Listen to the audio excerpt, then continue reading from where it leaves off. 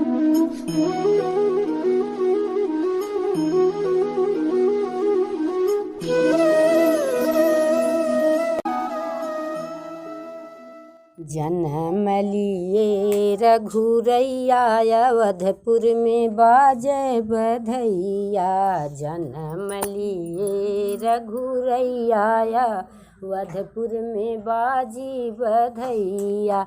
के हो लूटा वाला अन धन सोनवा, के हो लूटा वाला अन धन सोनवा।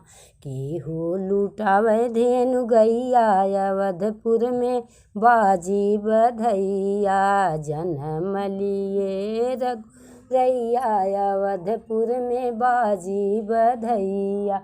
राजा लूटावे नयन धन सोनवा, राजा लूटावे नयन धन सोनवा। रानी लूटावे धेनु गैया अवधपुर में बाजी बधैया। रानी लूटावे धेनु गैया अवधपुर में बाजी बधैया। जन्म लिए रघुरैया अवधपुर में बाजी बधैया।